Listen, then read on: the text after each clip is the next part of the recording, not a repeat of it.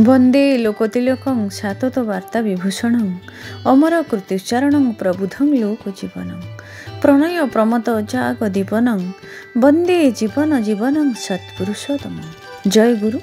प्रथमे आपण मानक समस्त को आमर एही अमृतवाणी चैनल को अनेक अनेक स्वागत जनाऊँ। आगामी 30 भाद्र सेप्टेम्बर 16 तारिख दिन श्री श्री ठाकुरंकर जन्मदिवस उत्सव पालन उपरे देवघर आसीथिबा ऑफिशियल विज्ञप्ति विषय रे सूचना देवा हेउछि आजिर आलोचना। आमे माने समस्ते जानिछे गत सेप्टेम्बर 1 तारिख दिन ताल नवमी तिथि पड़िथिला। एही दिन श्री श्री ठाकुरंकर जन्मतिथि थिला। समस्त सत्संगी माने महा आडंबर रे प्रति घरे घरे श्री श्री ठाकुरंकर जन्म महामहोत्सव पालन करिसेंती। किंतु आगामी सेप्टेम्बर 16 तारिख दिन प्रत्येक सत्संग केन्द्र मंदिर रे एही जन्म महामहोत्सव पालन कराजिबो। एहा उपरे देवघररू ऑफिशियल विज्ञप्ति जहाँ आसीछि ताहा पढ़ी शुणाउछि। श्री श्री आचार्य देव एही निर्देश जारी करिसेंती। सेही निर्देशटा समस्तंक पाई तो जानिबा दरकार, किंतु माँ मानक पाई किछिटा विशेष निर्देश रहिछि। श्री श्री आचार्य देव जो निर्देश देइछंती एइटा हेउछि इष्ट निर्देश।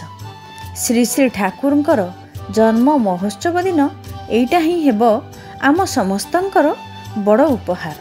मु आशा रखे कि एई निर्देश गुडी को समस्ते ठीक ठीक पालन करिवे। सत्संग ऑफिशियल पेज रु विज्ञप्ति जारी होइछि।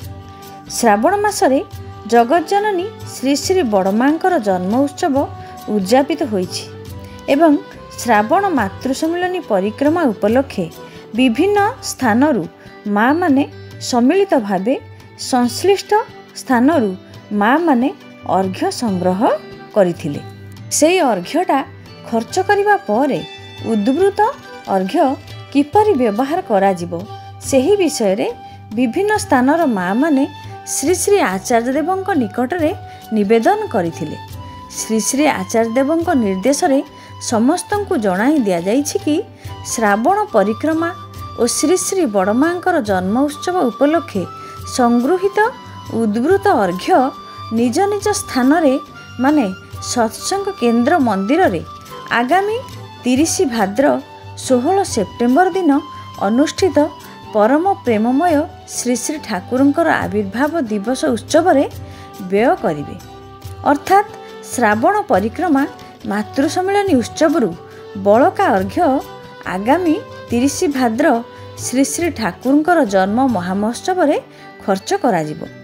जेउठी स्थानीय भावे उद्यापन हुए नाही सेमानंक तरफरू सेमाने तांकर निकटवर्ती केन्द्र रे उद्यापन रे सेही अर्घ्य को प्रदान करिवे।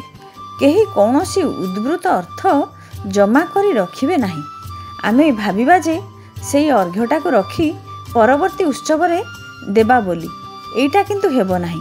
एइटा हेउछि श्री श्री आचार्य देवंकर निर्देश। जथा समय रे यथायथ भावे अर्घ्य व्यय करिवा पई समस्तंको अनुरोध जणाउछि। समस्त केन्द्र मंदिर रे परम प्रेममय श्री श्री ठाकुरंकर जन्म महामहोत्सव किपरि श्रृंखलित भाव रे पालन कराजिबो सेथिपई समस्त दादा और माँ माने निजे निजे दायित्व नहीं परिचालना करिवा पई मध्य समस्तंको अनुरोध जणाउछि। एही थिला आगामी 16 सेप्टेम्बर श्री श्री ठाकुरंकर जन्म महामहोत्सव पई श्री श्री आचार्य देवंकर निर्देश। आजिर आलोचनाटी एठी रखुछि। शेषरे समस्तंकर पंच महाविध जीवनर मंगल कामना करी रहुछि। जय गुरु।